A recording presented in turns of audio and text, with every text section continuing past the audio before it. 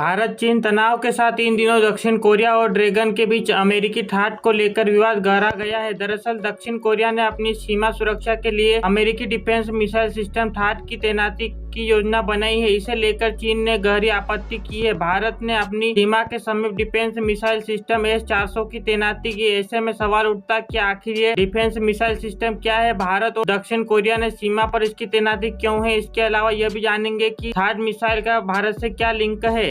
भारत ने अपनी सामरिक चुनौतियों से निपटने के लिए अपनी सेना में डिफेंस मिसाइल सिस्टम की तैनाती की है, योजना बनाई है। इसके तहत भारत के पास दो विकल्प थे। भारत के समक्ष रूस की S-400 के अलावा अमेरिका के ठाट मिसाइल का भी विकल्प था। हालांकि भारत ने अंत में रूसी S-400 मिसाइल सिस्टम को मंजूरी दी। अमेरिका अपनी ठाट मिसाइल की डील भारत से कराना चाहता था, लेकिन भारतीय सेना ने रूसी missile S-400 defence missile system को ज्यादा उपयुक्त पाया। इसको लेकर भी अमेरिका की एक बड़ी नाराजगी आई है। इस कड़ी को हम जानते हैं कि अमेरिका ठाट और रूसी S-400 की तुलना में किसमें कितना दम है। भारत ने S-400 को प्राथमिकता क्यों दी।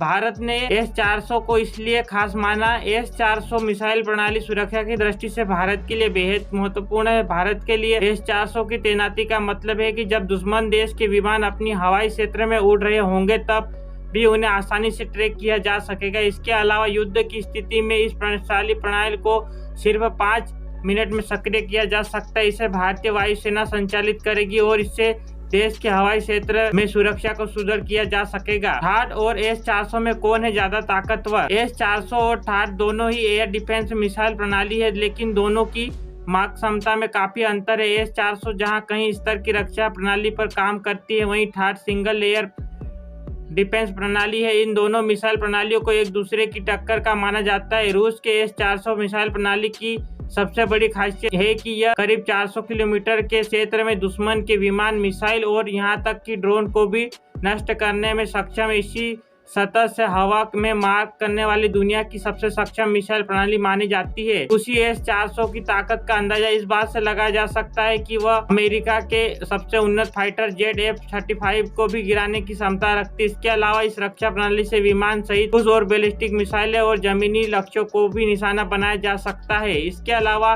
इसकी खूबी यह है कि इस मिसाइल प्रणाली में एक साथ 3 मिसाइलों को दागा जा सकता है। इसमें प्रत्येक चरण में 72 मिसाइलें शामिल है, जो 36 लक्ष्यों पर सटीकता से मार करने में सक्षम है। अमेरिका की ठाट मिसाइल प्रणाली की खासियत। अमेरिका की ठाट मिसाइल प्रणाली की बात करें तो यह मध्यम रेंज की बैलिस्टिक मिसाइलों को उनकी उड़ान के शुरुआती दौर में ही गिराने में सक्षम है। यह प्रणाली हिट टू किल तकनीकी पर कार्य करती है। सामने से आ रहे हथियार को रोकती नहीं बल्कि नष्ट कर देती है।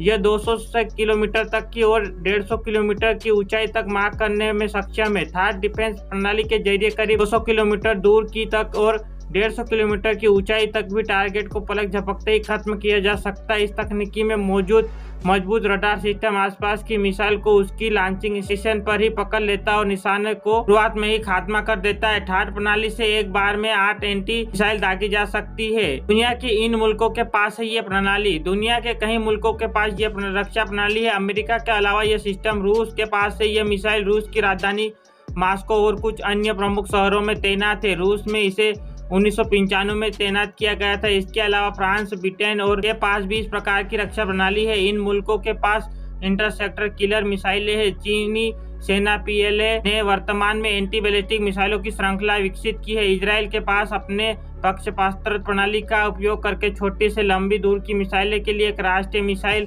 रक्षा प्रणाली है। चीन के खतरे को देखते हुए ताइवान भी एंटी बैलिस्टिक मिसाइल प्रणाली के विकास में तत्पर है। दक्षिण कोरिया ने ठाट सिस्टम को तैनात करने की घोषणा की है। संयुक्त अरब अमीरात ने 2015 में फोर्ट ब्लिक्स में अपनी पहली 2 American terminal high executive air defence unit हासिल की है। जापान में ग्राउंड सेल्फ डिफेंस फोर्स ने फोर्ट ब्लिंक में हाई प्रणाली और मिसाइल प्रशिक्षण के अपने 54वें वर्ष की शुरुआत की है।